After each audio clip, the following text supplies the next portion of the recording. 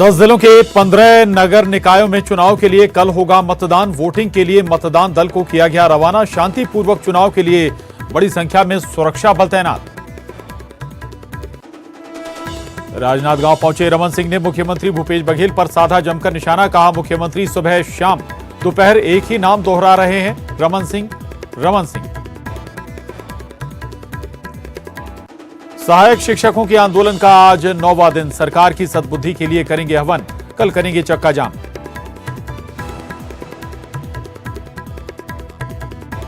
बिलासपुर के कोटा में खेत में मिला नवजात। बच्चे की रोने की आवाज सुनकर पहुंचे लोग। चाइल्ड लाइन को सौंपा गया नवजात के परिजनों की तलाश में जुटी पुलिस। रायपुर सामान हम लोगों को मिल चुका है, तैयारी तो पूरी है। बस इस नगर निगम चुनाव में उतनी ज्यादा तकलीफ वाली नहीं रहती है। एक मतदाता को हम एक ही बैलेट पेपर देंगे। बिरगांव नगर पालिक निगम चुनाव के परिप्रेक्ष्य में 95 मतदान केंद्र बनाए गए हैं और 95 हमारे दल हैं, 17 रिजर्व दल हैं। अभी हम लोगों ने सभी 95 मतदान केंद्र के पीठासीन अधिकारियों को, मतदान दल को सामग्री का वितरण कर दिया गया है और जैसे ही सुरक्षा प्रभारी लोग साथ में आएंगे फिर यहां से हम लोग मतदान केंद्रों के लिए रवाना करेंगे। और अगली खबर का रुख करेंगे। 10 जिलों के 15 नगर निकायों के 387 वार्डों के लिए कल मतदान होगा। मतदान के सार्वजनिक छुट्टी की घोषणा मतदान के दिन के लिए की गई है। आपको ये भी बता दें, मतदान दलीय आधार पर बैलेट पेपर से होगा और वोटिंग के दिन शराब की दुकानें बंद रहेंगी। निकाय चुनाव में कांग्रेस और बीजेपी में कड़ी टक्कर है। कुछ निकायों में निर्दलीय और अन्य दलों के प्रत्याशी भी जोर लगा रहे हैं, यानी कि मुख्य मुकाबला कांग्रेस और बीजेपी के बीच है। लेकिन कुछ निकायों में दूसरे दल हैं, वो भी अपना दम दिखाने की जुगत में। कुल 10 जिलों की 15 निकायों के 387 वार्डों के लिए कल मतदान होने जा रहा है और मतदान के दिन छुट्टी भी रखी गई है।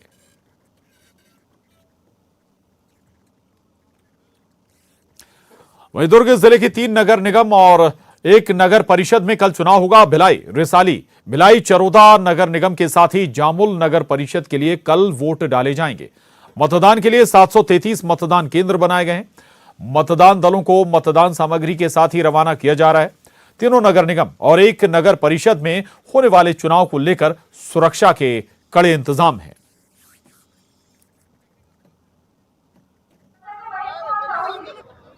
दुर्ग जिले के 4 निकायों के लिए अब मतदान की तैयारियां पूरी तरह से आरंभ हो गई है। आज सामग्री का वितरण किया जा रहा है। चारों निकायों के लिए सामग्री का वितरण किया जा रहा है। हम जिस केंद्र में खड़े हैं यहाँ पर भिलाई के 70 वार्डों के लिए सामग्री का ये वितरण किया जा रहा है, जहाँ पर आप देख सकते हैं कि किस तरह से तैयारियां की जा रही है। यहाँ पर कर्मचारी बैठे हुए हैं और जो अपनी सामग्रियों को तैयार कर रहे हैं और ये अब कुछ ही देर में रवाना होंगे। आपको बताना चाहूँगा कि चारों निकायों के लिए 226 भवनों में 733 मतदान केंद्र बनाए गए हैं, जिसमें भिलाई के लिए 463 मतदान दल हैं, रिसाली के लिए 122 दल हैं, भिलाई चरोदा के लिए 112 दल और जामुल के लिए 55 दल हैं।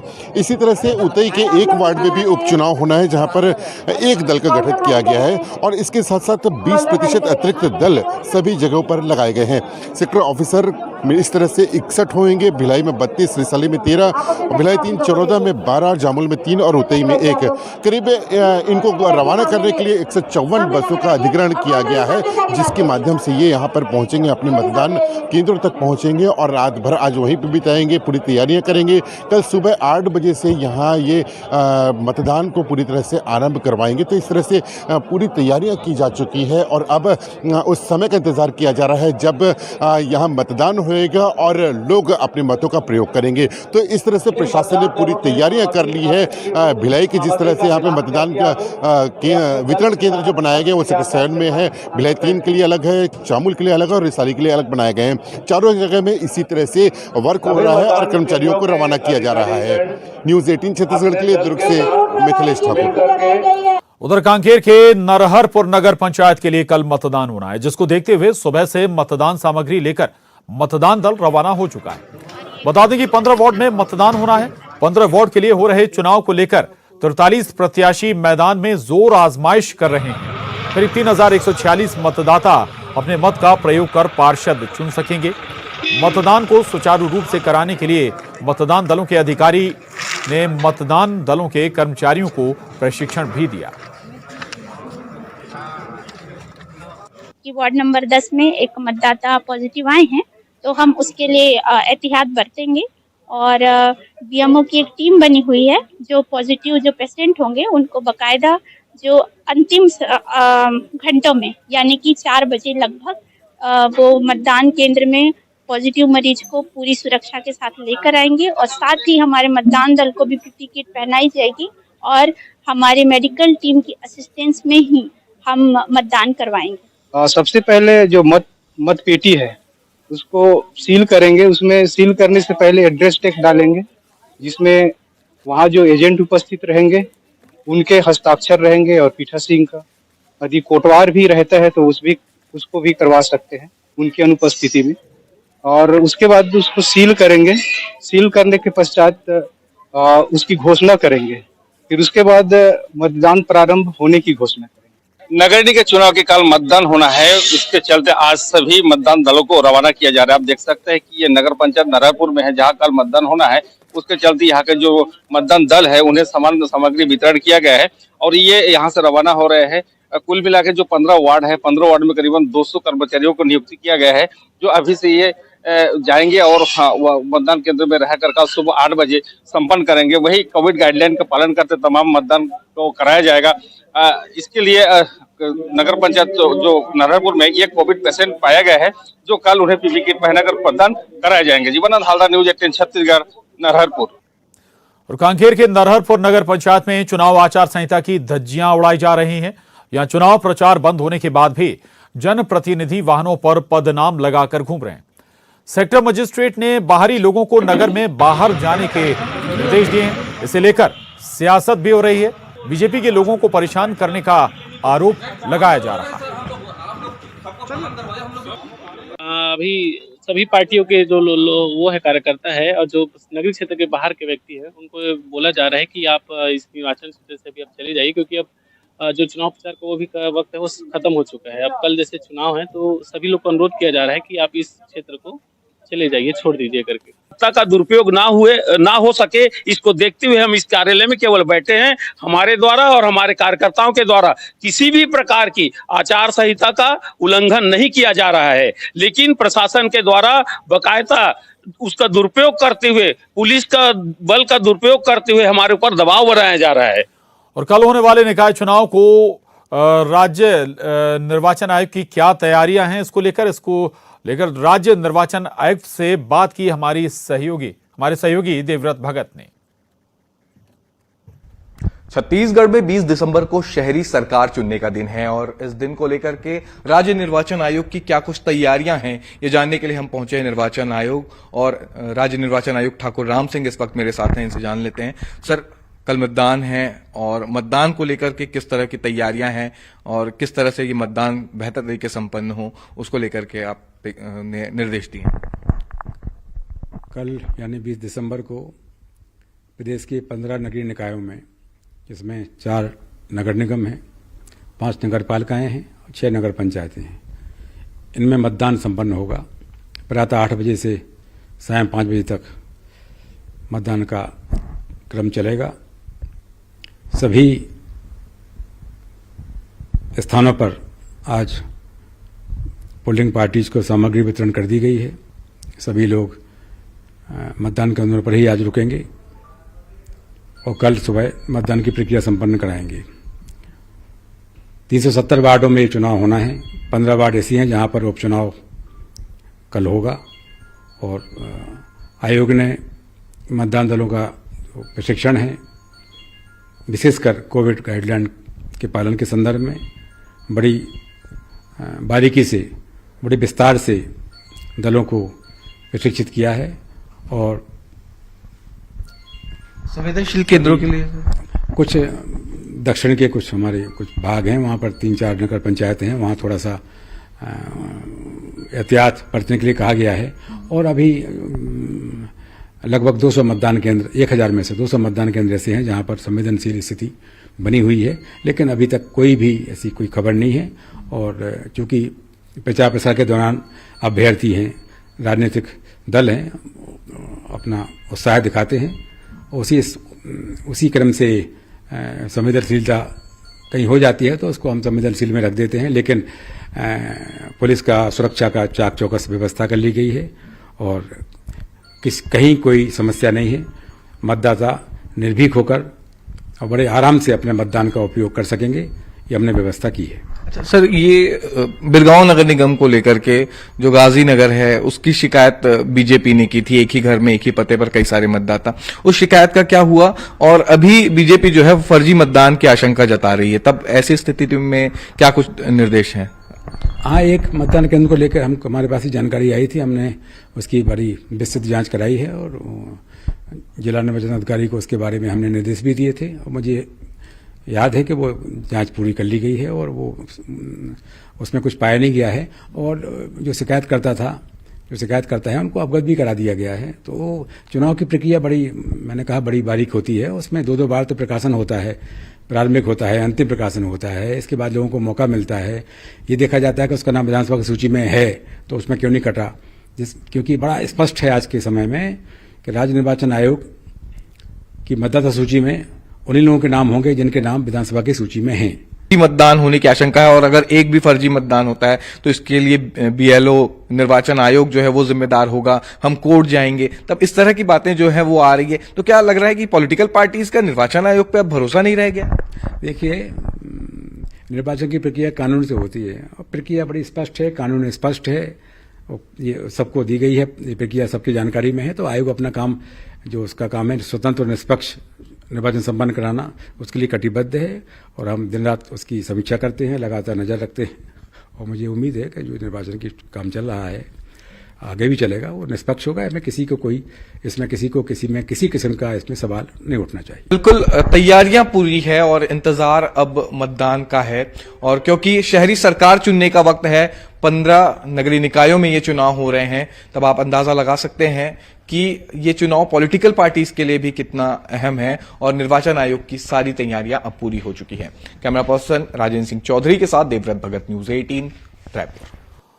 तो कल, या आपको बता दें कि कल 10 जिलों के 15 निकायों में मतदान होना है और इसके मद्देनजर तैयारियां पुख्ता की गई हैं, किसी भी तरह की गड़बड़ी ना हो इसका खास ख्याल रखा जा रहा है। हमारे साथ बात करने के लिए युगल तिवारी रायपुर से जुड़ रहे हैं, मिथिलेश ठाकुर दुर्ग से जुड़ रहे हैं और जीवानंद हालदार हमारे साथ कांकेर से जुड़ रहे हैं।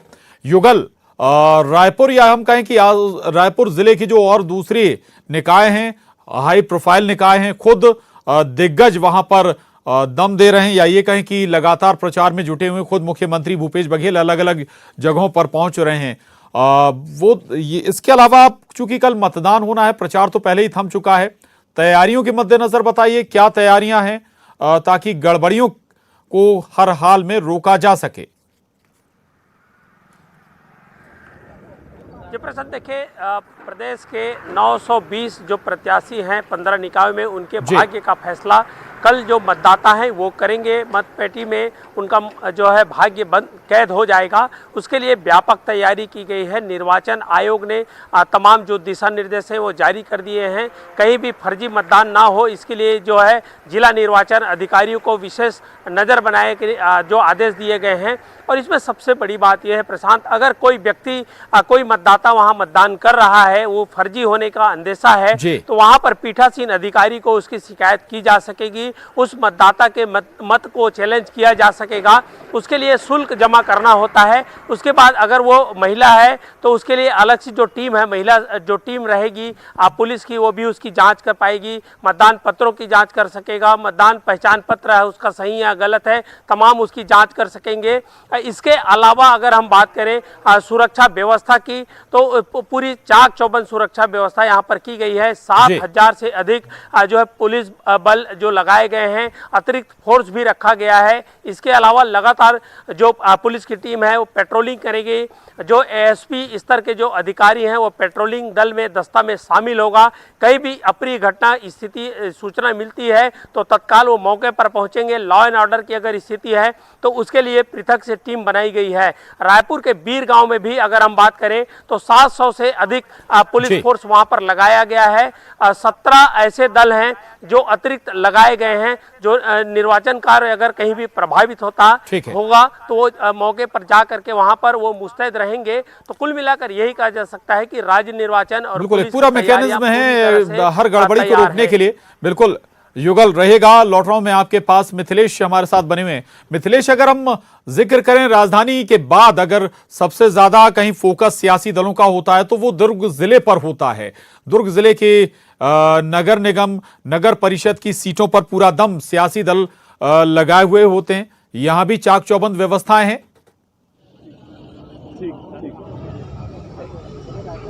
निश्चित तौर पर प्रशांत बताना चाहूंगा कि काफी हाई प्रोफाइल ये माना जाता है। दुर्ग जिले के 4 निकायों में चुनाव होने जा रहे हैं, जिसमें भिलाई है, रिसाली है, भिलाई 3 चरोदा है और जामुल के क्षेत्र है। ये चारों ही निकायों में चुनाव होने जा रहे हैं, जिसमें सबसे महत्वपूर्ण माना जा रहा है भिलाई 3 चरोदा का और भिलाई नगर निगम का चुनाव और नवगठित रिसाली में चुनाव होने जा रहे हैं, जहां पर गृह मंत्री ताम्रध्वज साहू जैसे हैं। भिलाई 3 चरोदा की बात किया जाए तो सीएम का जो गृह नगर है और उनका वहां निवास भी है, और भिलाई जो है वो राजनीतिक गढ़ माना जाता है। चारों निकायों काफी महत्वपूर्ण माने जा रहे हैं। यहां पर अब कल मतदान होना है। दोनों ही भाजपा और कांग्रेस दोनों ने ही अपनी पूरी शक्ति झोंक दी। पिछले 3 दिनों की बात किया जाए तो 3 दिनों में पूर्व सीएम डॉक्टर रमन सिंह का यहां पर दौरा हुआ है। सीएम ने रोड शो किया है और दोनों ही पार्टियों ने अपनी अपनी पूरी तैयारियां कर ली हैं। आज जो है अब जो कल मतदान होना है उसकी तैयारियां की जा रही है। प्रशासन पूरी तरह से जुटा हुआ है। चारों निकायों के लिए अलग अलग मतदान सामग्री का जो है वितरण किया जा रहा है। हम जिस जगह में खड़े हैं ये भिलाई का सेक्टर 7 का यह कल्याण कॉलेज है, जहां से आज सुबह से ही यह प्रक्रिया चल रही है और यहां पर मतदान दल को रवाना किया जा रहा है। खास तौर पर जिस तरह से मतदान दल को रवाना किया जा रहा है, उन्हें यह हिदायत भी दी जा रही है कि जिस तरह से कोरोना का काल है तो उनको यह बिल्कुल ख्याल रखना है कि वहां पर सैनिटाइजर होना चाहिए, लोग मास्क लगाकर आएं और किसी भी तरह के निर्विघ्न जो मतदान होता है वो पूरी तरह से संपन्न हो। तो इस तरह से कलेक्टर ने साफ निर्देश दिए हैं और ये मतदान दल यहां से रवाना हो रहा है, बहुत जल्द यहां पहुंच जाएगा और 24 घंटे वहां पर रहेगा। क्योंकि आज वो जैसे ही पहुंचेंगे उसके बाद आज रात में वहां रुका जाएगा, उनकी सारी व्यवस्थाएं की जाएगी और कल सुबह से मतदान आरंभ होगा, शाम 5 बजे तक चलेगा। उसके बाद वो पूरी तरह से उसके मतपेटियों को सुरक्षित करेंगे, उन्हें स्ट्रांग रूम तक पहुंचाएंगे। तो ये आज से लेकर कल तक की पूरी तैयारियां यहाँ पर पूरी कर ली गई हैं और इस पूरे चुनाव को जो है निर्विघ्न संपन्न कराने के लिए प्रशासन पूरी तरह से मुस्तैद है। खासतौर पर संवेदनशील और अति संवेदनशील मतदान केंद्र भी यहाँ पर चिन्हित किए गए हैं, जहाँ पर अतिरिक्त फोर्स भी लगाई जा रही है। तो करीब 2500 यहाँ पर जो है फोर्स तैनात रहेगी और चारों निकायों में मतदान जो है उसको निर्विघ्न संपन्न कराने के लिए पुलिस और प्रशासन दोनों तैनात रहेगा। पॉइंटेड भी कर लिए गए हैं जो संवेदनशील और अति संवेदनशील बूथ हैं, उस लिहाज से यहाँ पर सुरक्षा व्यवस्था बनाई गई है। जीवानंद, कांकेर का अगर हम जिक्र करें, कांकेर जिला तो नक्सल प्रभावित है, लेकिन चूंकि जो वोटिंग है वो शहरी इलाकों में होनी है, इसका प्रभाव शहरी इलाकों में नहीं देखने को मिलेगा। और कुछ खबर ऐसी भी आई थी जीवानंद की आचार संहिता का भी कहीं उल्लंघन किया जा रहा है कांकेर में। जी देखिए, जिस तरह से चुनावी शोरगुल खत्म होने के बाद जो आचार संहिता का पालन करना चाहिए था वो यहाँ पर पालन नहीं होता दिखा है, क्योंकि जिस तरह से आज की जो दिखा गया कि वह जनप्रतिनिधि है वो अपने नंबर पे जो वाहन है उसमें अपनी नाम प्लेट लगाकर घूमते दिख रहे हैं, जबकि आचार संहिता सीधा सीधा उल्लंघन होना कहा जाता है। और जिसके चलते वहाँ का जो सेक्टर मजिस्ट्रेट भी है उनको चेतावनी भी दी है, उसे निर्देशित भी किया कि तो आप यहाँ से इस प्रकार के नहीं घूम सकते हैं। इस तरह के भाजपा और कांग्रेस में दोनों के ही एक दूसरे के ऊपर आरोप लगाते हुए दिखा गया है। और वही अगर चुनाव की बात की जाए, संवेदनशील आकृति संवेदनशील की बात की जाए प्रशांत, ये जो मैदानी क्षेत्र है वो राजनीतिक संवेदनशील क्षेत्र है और यहाँ पर नक्सलियों की उतनी डर नहीं है। लेकिन जिस तरह से पुलिस की तैयारी है और जिस प्रकार प्रशासन की तैयारी है, पुख्ता तैयारी किया गया, पुलिस फोर्स का भी वहां पर रखा गया है। और आज सुबह से जिस तरह से मतदान दलों को रवाना किया गया, यहाँ पे जो 15 वार्डों में जो मतदान होना है और 3146 जो मतदाता है वो कल मतदान करेंगे, जिसके लिए प्रशासन तमाम तैयारी कर ली गई है। और सबसे बड़ी चीज यह है कि प्रशांत, जिस तरह से ये क्षेत्र है ये राजनीतिक संवेदनशील कहा जाए, क्योंकि जिस तरह से अभी सत्ता में सरकार है, कांग्रेस की सरकार है और यहाँ शुरू से ही भाजपा का गढ़ माना जाता है, तो कांग्रेस इस गढ़ को भेदने के लिए तमाम प्रयास किया जा रहा है। तो बहुत ये जो परिणाम आएगा बहुत ही दिलचस्प परिणाम मिलेगा। वही बिल्कुल और कल सभी जगह मतदान होने हैं, हर कोशिशें हैं सुचारू और शांति से ये मतदान हो जाए। बहुत शुक्रिया जीवानंद आपका, मिथिलेश आपका भी धन्यवाद, युगल आपका भी शुक्रिया। वक्त एक छोटे से ब्रेक का है, फौरन लौटेंगे।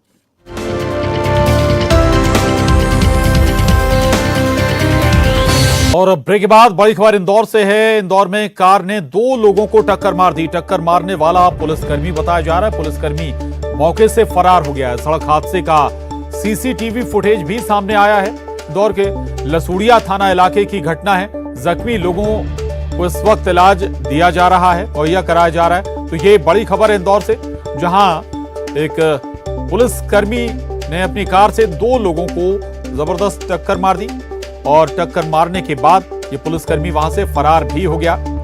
और इस पूरे हादसे का सीसीटीवी फुटेज भी सामने आया है। विकास हमारे साथ जुड़ गए हैं और जानकारी के साथ इंदौर से। विकास, क्या स्थिति है घायलों की? कैसे हुआ यह हादसा? वजह क्या रही? जी बिल्कुल प्रशांत, आज सुबह का घटनाक्रम है जो लसूड़िया थाना क्षेत्र स्कीम नंबर 114 में एक अंध गति से दौड़ रही कार ने एक ठेला संचालक और एक अन्य राहगीर को अपनी चपेट में ले लिया। हालांकि दोनों को घायल अवस्था में नजदीक के अस्पताल में भर्ती कराया गया, जहां उनका भी उपचार जारी है। हालांकि जो स्थिति है उनकी अभी स्थिर बनी हुई है, लेकिन जो जानकारी है उसके मुताबिक ये पता चला कि जो वाहन चालक था वो कोई पुलिसकर्मी था जो कि मौके से फरार बना हुआ है। गाड़ी का जो नंबर है वो देवास जिले के पते पर रजिस्टर्ड बताई जा रही है। इसके अलावा पुलिस के मोनो भी उसमें बने हुए हैं। हालांकि जो विस्तृत तहकीकात के लिए पुलिस अभी जांच कर रही है और उसके बाद जो तथ्य आएंगे उसके बाद जांच के बाद कार्रवाई की बात पुलिस के द्वारा की जा रही है। हालांकि जो स्थिति है घायलों की वो नाजुक अभी भी बनी हुई है। जी, नाजुक बनी हुई है स्थिति। शुक्रिया आपका इस पूरी जानकारी के लिए। लेकिन अहम बात यह रही कि टक्कर मारने वाला पुलिसकर्मी है और वो घटनास्थल से भाग भी खड़ा हुआ। धन्यवाद विकास। और अगली खबर का रुख करेंगे। चलिए आपको एक बार फिर बता दें, ये सीसीटीवी फुटेज है हादसे का। इंदौर में यह हादसा पेश आया है जहां एक कार ने 2 लोगों को टक्कर मार दी। कार में पुलिसकर्मी सवार था जो कि गाड़ी चला रहा था और टक्कर मारने के बाद, इस हादसे के बाद पुलिसकर्मी वहां से फरार भी हो गया। 2 लोगों को टक्कर मारी, गंभीर अवस्था में उन्हें अस्पताल में भर्ती कराया गया है, जहां उनका इस वक्त इलाज चल रहा है। और खबर भोपाल से, पूर्व मुख्यमंत्री कमलनाथ का बयान आया है। विधानसभा की सर्वदलीय बैठक से निकलकर बोले, विधानसभा सत्र की अवधि बहुत कम है, सत्र की अवधि ज्यादा होनी चाहिए। कम अवधि के सत्र में सार्थक चर्चा नहीं हो पाती है और जनहित के मुद्दे उठाएंगे। उन्होंने ये भी कहा कि ओबीसी आरक्षण के मुद्दे पर चर्चा को सरकार तैयार नहीं है। हम ओबीसी का, किसानों का, खाद, बिजली का विधानसभा में पुरजोर से उठाएंगे मुद्दा।